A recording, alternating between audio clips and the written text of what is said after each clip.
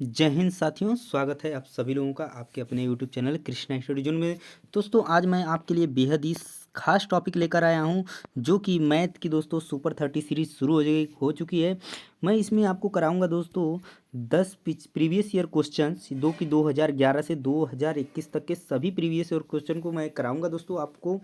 ठीक है, तो जल्दी से जुड़ जाइए दोस्तों, जो लोग भी जो यूपी टेट की तैयारी कर रहे हैं दोस्तों 2023 की। ठीक है, तो ये प्रीवियस ईयर पेपर जो है दोस्तों आपका 2021 का है। ठीक है, यूपी टेट 2021 का, जो कि 23 मार्च को दोस्तों हुआ था। ये इसका फर्स्ट पार्ट है, यानी फर्स्ट पार्ट का मतलब दोस्तों इस तरीके से हम जो भी प्रीवियस ईयर 10 साल के जो पिछले साल के पेपर हैं दोस्तों उन सभी को सॉल्व करेंगे। उसका ये पहला भाग है दोस्तों, तो फटाफट चैनल को सब्सक्राइब कर लीजिए। और चलिए शुरू करते हैं आज का सेशन और करते हैं पहला क्वेश्चन। तो पहला क्वेश्चन आपके स्क्रीन पे दोस्तों देखिए दिया है कि यदि a/3 equal to b/4 equal to c/7 हो तो a प्लस बी प्लस सी अपान सी का मान होगा। ठीक है, ये है दोस्तों आपका क्वेश्चन।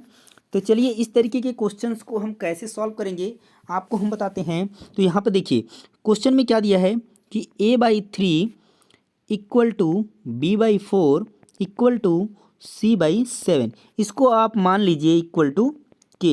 ठीक है, अब k मान लीजिए। अगर आप k मान लेते हैं तो यहाँ से a की वैल्यू क्या आएगी। देखिए a की वैल्यू अगर आप निकालेंगे तो a equal to a/3 equal to k, तो यहाँ से आ जाएगा आपका 3k। ठीक है, b इक्वल टू क्या आ जाएगा, तो आपका आ जाएगा 4k। ठीक है, सी इक्वल टू क्या आ जाएगा, आपका आ जाएगा 7k। ठीक है, यहाँ तक आपको समझ में आ गया होगा। अब देखिए इसी वैल्यू को ए बी और सी की वैल्यू को आपको इसमें पुट करना है। ठीक है, चलिए इस वैल्यू को इसमें रखते हैं। तो है क्या हमारा ए है प्लस बी प्लस सी अपॉन 7, ये हमारा क्वेश्चन है। इसमें वैल्यू को अगर रखते हैं तो 3k है प्लस 4k प्लस 7k। ठीक है, ये है, और नीचे आपका c यानी कि 7k हो जाएगा। ठीक है, इन सबको प्लस करेंगे तो 4 यानी कि 4 3 7 और 7 कितना हो जाएगा दोस्तों, तो हो जाएगा 14k और नीचे 7k। अगर इसको आप काट देते हैं तो 7 दूना के 14, यानी कि आपका क्या आ गया दोस्तों 2 आ गया है। तो ये जो 2 आया दोस्तों किसका मान है, यहाँ पर देखिए ये किसका मान है, a प्लस बी प्लस सी अपान 7 का मान है। यानी कि इस क्वेश्चन का जो आंसर आ चुका है दोस्तों, इस क्वेश्चन का जो राइट आंसर होगा दोस्तों ऑप्शन नंबर ए हो जाएगा, जो कि आपको ऑप्शन नंबर ए में दिख रहा है 2। ठीक है, तो ये था क्वेश्चन दोस्तों। तो उम्मीद करते हैं कि ये क्वेश्चन को समझ में आ गया होगा। इस तरीके के कोई भी क्वेश्चन आएंगे तो आप आसानी से कर लेंगे। ठीक है, चलते हैं नेक्स्ट क्वेश्चन की तरफ। Second number question, second question क्या है दोस्तों कि 20वीं सदी के स्वशिक्षित भारतीय गणितीय प्रतिभावान कौन थे। 20वीं सदी की बात कर रहा है दोस्तों, तो क्या श्रीनिवास रामानुजन होंगे, श्रीधराचार्य, आर्यभट्ट या हरिश्चंद्र। तो इसका जो राइट आंसर बनेगा दोस्तों ऑप्शन नंबर ए आपका करेक्ट हो जाएगा, श्रीनिवास रामानुजन। ठीक है, चलते हैं नेक्स्ट क्वेश्चन की तरफ। अगला क्वेश्चन दोस्तों दिया है कि किसी कमरे की चारों दीवारों का क्षेत्रफल 660 मीटर स्क्वायर तथा लंबाई उसकी चौड़ाई की दोगुनी है। यदि कमरे की ऊंचाई 11 मीटर है तो उसकी छत का क्षेत्रफल है। ठीक है, तो चलिए इसमें ध्यान से एक चीज़ समझिएगा, लंबाई को क्या बोला है कि उसकी चौड़ाई की दोगुनी है। यहाँ से क्वेश्चन को करना स्टार्ट करेंगे। ठीक है, तो देखिए इसमें आपको करना क्या होगा, तो इसमें आप मान लीजिए क्या मानेंगे कि लंबाई क्या है, पहले आप चौड़ाई मान लीजिए, चौड़ाई यानी कि बी आपका यानी कि ब्रीथ कितना है दोस्तों यक्स मान लीजिए, तो लंबाई ऑटोमेटिक आपका 2x हो जाएगा क्योंकि क्वेश्चन में बोला गया है। ठीक है, ये हो गया। अब दोस्तों कमरे का जो चारों दीवारों का क्षेत्रफल दिया है इसमें आपका क्वेश्चन में, तो यहाँ पर लिख लीजिए चारों दीवारों का क्षेत्रफल। ठीक है, चारों दीवारों का जो क्षेत्रफल है दोस्तों ये दिया हुआ है क्वेश्चन में। ठीक है, तो चारों दीवारों का क्षेत्रफल जो होता है दोस्तों निकालने का ये फार्मूला होता है 2 ब्रैकेट में यल प्लस बी इंटू एच। ठीक है, यहाँ से क्वेश्चन क्या कर दीजिए, तो देखिए पहले से आपका दिया हुआ है क्या है 660 दिया हुआ है। इधर रखिए 2, यल की वैल्यू 2x। ठीक है, और बी की वैल्यू x, यहाँ पे इंटू एच जो है दोस्तों दिया गया है। यहाँ पर देखिए ऊंचाई 11। ठीक है, तो यहाँ पे अगर करते हैं तो 2 और 3 कितना हो जाएगा दोस्तों, 2 और 1 3, 3 2 जा 6, यानी कितना हो जाएगा 6x। और इधर कर लीजिए 660, 11 को पक्षांतर कर दीजिए इस साइड में तो नीचे आ जाएगा, 11 से काट दीजिए 6 बार में कट जाएगा। ठीक है, यानी कि 60 हो जाएगा। अब देखिए यक्स की वैल्यू क्या आ जाएगी, यहाँ से निकालेंगे तो 60 बन 6 यानी कि कट गया तो आ गया 10। यक्स की वैल्यू कितनी आ गई दोस्तों, आपकी आ गई 10, ठीक है। यक्स की वैल्यू आ गई 10, ठीक है। यहाँ पर आ गया आपकी यक्स की वैल्यू 10। यहाँ पर देखिए हमने ब्रीथ माना था यक्स और लंबाई 2x है, तो यहाँ पे अब क्या करेंगे, देखिए बी आ गया है आपका 10, ठीक है। इसके हिसाब से यल जो है आपका कितना हो जाएगा दोस्तों 20। अब पूछा क्या है, क्षेत्रफल पूछा है ना उसकी छत का, तो छत का क्षेत्रफल क्या हो जाएगा दोस्तों, क्षेत्रफल क्या हो जाएगा छत का, तो लंबाई गुणे क्या होता है चौड़ाई होता है, तो 10 गुणे क्या कर देंगे 20, ठीक है। तो 10 गुणे 20 करेंगे तो क्या हो जाएगा 20 दाम 200, ठीक है। 200 क्या जाएगा मीटर स्क्वायर, यानी कि आपका ऑप्शन नंबर कौन सा सही हो जाएगा दोस्तों।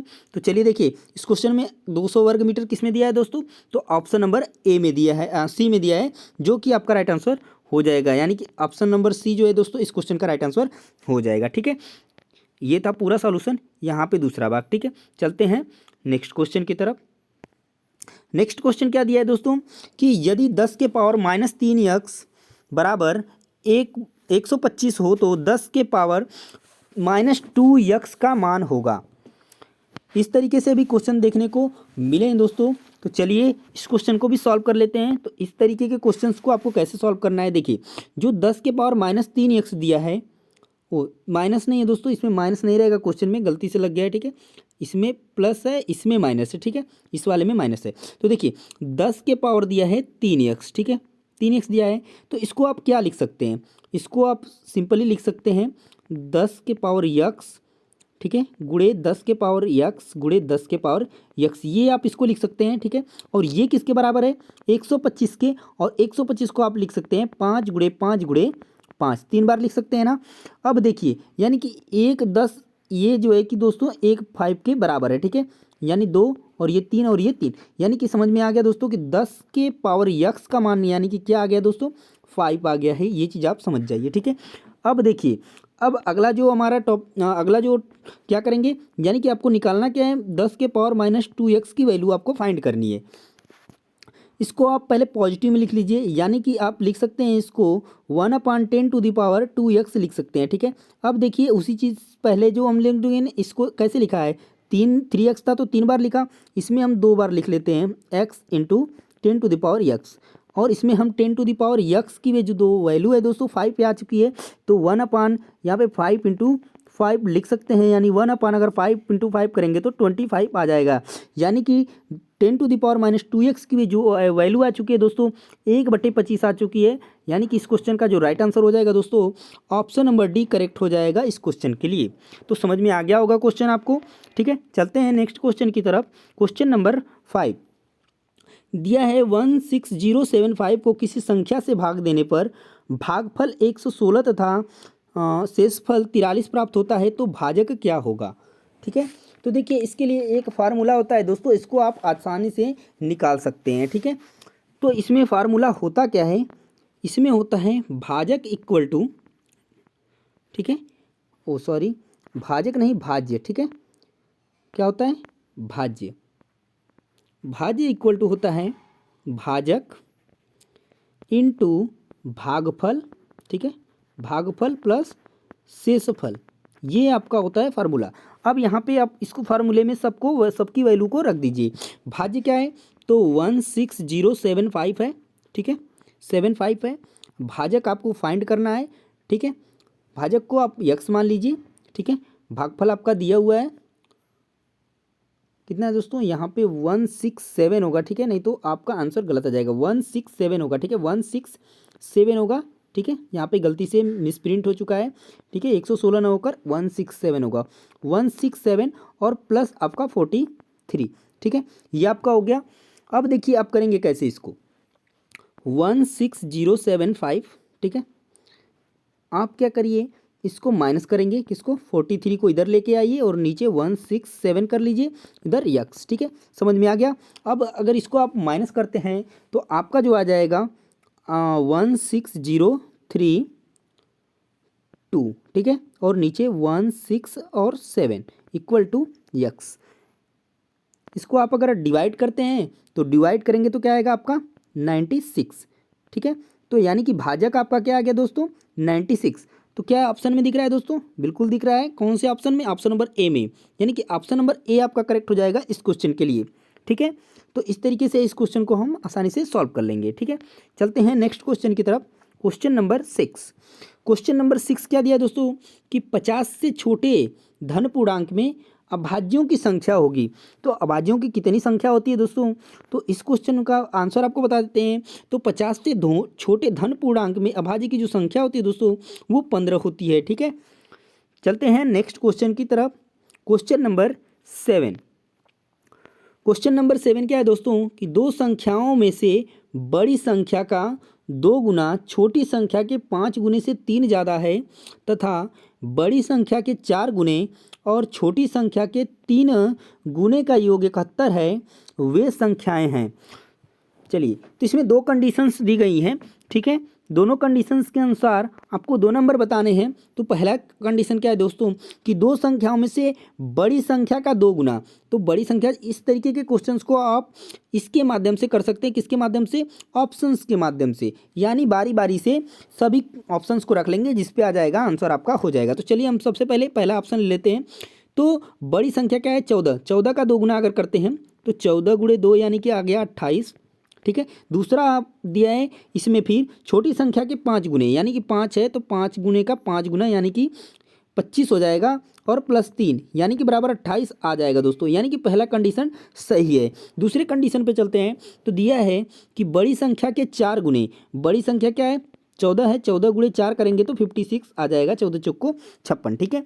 दिया है छोटी संख्या के 3 गुने का योग, 3 गुना कितना करेंगे दोस्तों, तो 25, 5 दिया 15, दोनों का कितना दिया है दोस्तों 71 है योग। तो 6 इसको प्लस करेंगे तो 6 5 11 और 5 1 6 1 7। तो ये तो आ गया दोनों कंडीशन पहले पे ही सही हो गई। यानी कि जो हमारा पहला ऑप्शन है दोस्तों इस दोनों कंडीशन को सेटिस्फाई कर रहा है। इस वजह से जो ऑप्शन नंबर ए है दोस्तों इस क्वेश्चन का राइट आंसर हो जाएगा। अगर नहीं होता तो दूसरे पे ट्राई करते सेम फॉर ऐसे, ठीक है। हो सकता है आपका अगर इस तरीके से क्वेश्चन पूछे, आपका दूसरे में तीसरे में ऑप्शन में वो संख्या हो तो वहाँ पर आपको सेटिस्फाई करेगा, ठीक है। चलते हैं नेक्स्ट क्वेश्चन की तरफ। Question number 8। क्वेश्चन नंबर 8 क्या है कि एक वर्ग का क्षेत्रफल जिसकी भुजा 8 सेंटीमीटर है उस आयत के क्षेत्रफल के बराबर है जिसकी लंबाई 16 सेंटीमीटर है, आयत की चौड़ाई होगी। ध्यान से समझिएगा, बहुत ही सिंपल सवाल है, आप आसानी से कर लेंगे। तो वर्ग का क्षेत्रफल होता क्या है दोस्तों, कोई क्या होता है भुजा का वर्ग होता है। क्या होता है भुजा का वर्ग, यानी कि 8 × 8 अगर आप करेंगे तो क्या आ जाएगा 64, ठीक है। इधर दिया है किसके क्षेत्रफल के बराबर है, आयत के क्षेत्रफल के बराबर है। आयत का क्षेत्रफल क्या होता है, लंबाई गुणे चौड़ाई होता है। लंबाई दी गई है 16 सेंटीमीटर और चौड़ाई b है। अब देखिए यहाँ पे अगर आप पक्षांतर करते हैं इस चीज़ को तो ये क्या हो जाएगा 64, नीचे आ जाएगा 16 = b। अगर आप कट कर देते हैं इसको तो कितना बार में कट जाएगा, 16 चौक को 64, यानी कि क्या आ जाएगा, क्या आ गया आपका चौड़ाई कितनी आ गई 4 आ गई, यानी 4 सेंटीमीटर। इस क्वेश्चन का राइट आंसर हो जाएगा ऑप्शन नंबर सी, ठीक है। नेक्स्ट क्वेश्चन की तरफ चलते हैं। Question number 9। क्वेश्चन नंबर 9 में क्या दिया है कि यदि 5 जनवरी 1991 को शनिवार था तो 3 मार्च 1992 को सप्ताह का कौन सा दिन होगा, ठीक है। तो चलिए इस क्वेश्चन को भी कर लिया जाता है। दिया क्या है 5 जनवरी 1991 को क्या है शनिवार है, ठीक है, शनिवार है। अगर हम बात करें ठीक 5 जनवरी 1992, ठीक है 1992, तो कितने दिन होते हैं टोटल आपके 365 दिन होते हैं एक साल में। 7 से भाग देंगे तो 52 और एक दिन बच जाएगा विषम, यानी कि एक दिन बच जाएगा शेष, यानी तो इसमें जाके प्लस हो जाएगा। तो यानी कि इस साल जो पड़ेगा वो हो जाएगा आपका रविवार, जो कि ये जो एक बचा था दोस्तों इसमें प्लस कर देंगे, एक दिन प्लस होगा यानी कि रविवार आ जाएगा। अब देखिए 5 जनवरी के बाद, 5 जनवरी के बाद यहाँ पर आपको इसमें कितने दिन बचे, तो जो जनवरी का महीना होता है कितने दिन का होता है दोस्तों 31 का होता है, यानी इसमें बच गए 26 दिन, किसमें जनवरी में 26, और उसके बाद फरवरी में आपका, तो फरवरी में देखिए 1992, अगर इसको आप डिवाइड करते हैं 4 से तो ये कट जाएगा, यानी कि यह एक लीप ईयर होगा। और लीप ईयर में बात करें तो जो फरवरी होती है दोस्तों वो 29 डेज की होती है, और मार्च में बोला है दोस्तों कि 3 दिन की बात है। तो तीनों को अगर आप प्लस कर लेते हैं, ठीक है, तो तीनों को अगर आप प्लस कर लेते हैं तो आ जाएगा 58, और 58 को आप कर लीजिए 7 से डिवाइड करेंगे तो आपके जो भाग जाएगी दोस्तों 8 बार, और उसके बाद जो बच जाएगा 2 दिन बच जाएंगे, ठीक है। यानी कि ये 2 दिन क्या होंगे दोस्तों, फिर रविवार में प्लस होंगे। अगर रविवार में 2 दिन प्लस किया जाए दोस्तों तो क्या आ जाएगा, तो रविवार के बाद क्या आता है, एक अगर करें तो सोमवार, और सोमवार में एक और दिन प्लस किए यानी मंगलवार।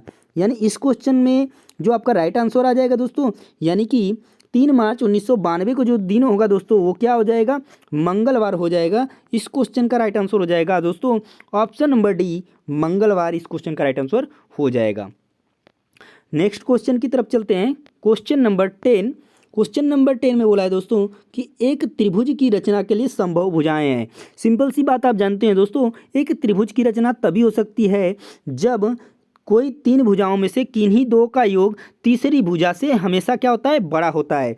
तो इस क्वेश्चन का जो राइट आंसर बन जाएगा दोस्तों ऑप्शन नंबर डी हो जाएगा। इसको आप चेक कर लीजिए, अगर आप ऐड करेंगे तो सारी चीज़ें आपको क्लियर हो जाएंगी, ठीक है। तो आपको ध्यान क्या देना है कि जब भी एक त्रिभुज की रचना करनी है दोस्तों, तो किन्हीं भी अगर 2 भुजाओं को जोड़ते हैं जो कोई भी तीसरी भुजा होगी दोस्तों उससे जो है कि उसका मान जो है कि बड़ा होना चाहिए। यदि ऐसा नहीं होता है तो त्रिभुज की रचना नहीं की जा सकती है, ठीक है। चलते हैं नेक्स्ट क्वेश्चन की तरफ। Question number 11। क्वेश्चन नंबर 11 क्या है दोस्तों, पूछा है कि √3, ठीक है, 3√4 और 4√5 को आरोही क्रम में व्यवस्थित करना है, ठीक है। तो कैसे करेंगे, तो ऐसे क्वेश्चन में आपको करना क्या होता है दोस्तों, देखिए ये चीज़ क्या होता है, इस तरीके से क्वेश्चन को कैसे करेंगे, तो देखिए इसको आप कैसे लिख सकते हैं, 3 की पावर 1/2, ठीक है। इसमें आप कैसे लिख सकते हैं, इसमें 4 की पावर 1/3 और 5 टू द पावर 1/4, ठीक है।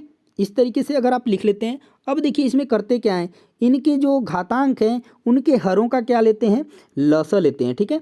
लसा लेते हैं, अगर आप लसा निकालेंगे तो 4, 3 और 2 का लसा कितना आ जाएगा दोस्तों, 12 आ जाएगा, ठीक है। अब इनको किस प्रकार से लिखेंगे, तो 3 × 2 × 12 लिखेंगे, ठीक है। और उसी तरीके से 4 के पावर 1/3 × 12, ठीक है, और 5 टू द पावर 1/4 × 12, ठीक है। इस तरीके से लिख लेंगे। अगर इसको आप सॉल्व करेंगे तो ये कट जाएगा 2 से 6 बार में, और 3 से 4 बार में, और 4 से 3 बार में। यानी कि इसको अगर आप लिखेंगे तो कितना हो जाएगा, 3 to the power 6, 4 to the power आपका 4, ठीक है, और 5 टू द पावर 3, ये आपका हो जाएगा। अगर इसकी वैल्यू लिखते हैं दोस्तों तो आपका हो जाएगा 729 इसका आ जाएगा, और 256 इसका आ जाएगा, और 125 इसका आ जाएगा। अब इसको आप आरोही क्रम में बिल्कुल आसानी से लिख सकते हैं। देखिए आरोही क्रम में का मतलब हो जाएगा दोस्तों, सबसे पहले कौन होगा, ये वाला होगा, फिर दूसरे नंबर पे ये, और तीसरे नंबर पे ये किसकी वैल्यू है दोस्तों, 4√5 की। 4√5 किस में है दोस्तों, बस पहले ऑप्शन में है। यानी कि पहला ऑप्शन दोस्तों इस क्वेश्चन के लिए राइट आंसर बन जाएगा, ठीक है। तो ये भी क्वेश्चन आपको आसानी से समझ में आ गया होगा। चलते हैं नेक्स्ट क्वेश्चन की तरफ। क्वेश्चन नंबर 12 दिया है कि यदि किसी वस्तु का क्रय मूल्य उसके विक्रय मूल्य का 3/2 हो तो लाभ या हानि प्रतिशत है। ये क्वेश्चन है, ठीक है। तो देखिए इस तरीके के क्वेश्चन में क्या करेंगे, दिया है कि क्रय मूल्य कितना है, विक्रय मूल्य का 3/2 है, ठीक है। यानी कि विक्रय मूल्य में 3/2 से क्या कर दें, गुणा कर दें, तो ये चीज़ें बराबर हो जाएंगी, ठीक है। तो यहाँ पर देखिए अब लिखेंगे क्रय मूल्य बटे विक्रय मूल्य, ठीक है। इधर कर दिए पक्षांतर, ये 3/2 हो गया, यानी ये इसकी वैल्यू हो गई और ये इसकी वैल्यू हो गई। यहाँ पे आपको समझ में आ गया कि अगर किसी चीज़ को 3 रुपये में खरीदा गया है तो उसको 2 रुपये में बेचा गया है, यानी कि यहाँ पे क्या हो रहा है दोस्तों, हानि हो रही है। और हानि कितने रुपए की हो रही है, 1 रुपये की हो रही है।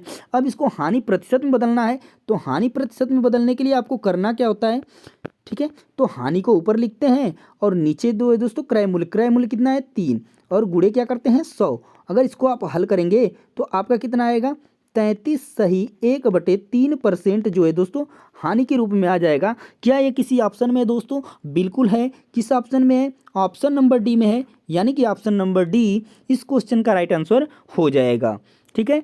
तो इस तरीके से भी क्वेश्चन देखने को मिलते हैं दोस्तों, जिनको कि आप आसानी से सॉल्व कर लेते हैं। तो दोस्तों वीडियो आपको अच्छा लग रहा है तो वीडियोस को लाइक करिए, दोस्तों के साथ शेयर करिए, और चैनल पे नए हैं तो सब्सक्राइब कर लीजिए, क्योंकि ऐसे ही 10 सालों की सीरीज आपको मिलेगी, ठीक है, जो कि आने वाले एग्जाम्स के लिए आपके लिए बहुत ही यूजफुल होने वाली है दोस्तों। चलिए देखते हैं अगला क्वेश्चन।